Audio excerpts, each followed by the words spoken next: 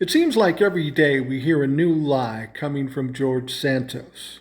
We recently heard that he claimed his mother was a victim in 9/11. But the fact is, his mom wasn't even in the country during 9/11, but who's surprised?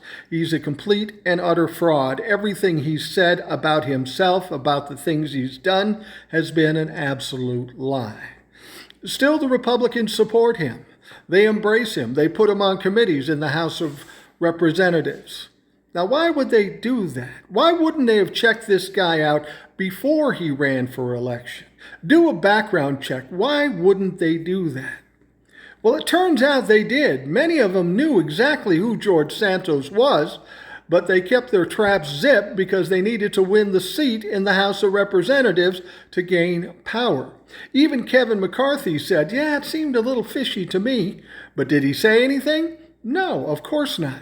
And then when George Santos gets to the House of Representatives, they embrace him. They put him on committees. They protect him, even though there's an immense amount of evidence that this guy is a total fraud.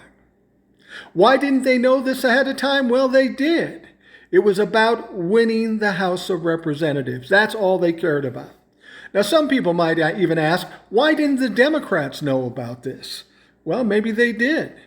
Maybe they figured they were going to lose this district, so they might as well let George Santos win it so they'd get a lot of mileage once he got into the House of Representatives. They could rip him to shreds all day, every day for the next 2 years. Maybe they thought it was going to be good for the election in 2024. I don't know that that's true, but you would think when you have a candidate at this level, the opposing party would have checked into him. Here's my biggest problem with these scenarios I'm laying out. It seems like the Republicans and the Democrats spend more time on their personal pissing contests, trying to own one another, that they forget what their fucking job is. Their job is to serve this country and serve the people in this country.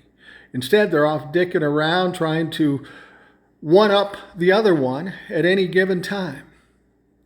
This is where our government falls down. This is where our government fails.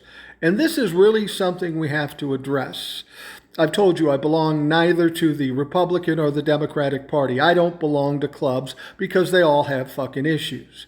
At this point, the real villain is the Republicans, but the Democrats have their moments too. We need to see that these fuckers are working for us once and for all before we can feel comfortable that this country is on the right track.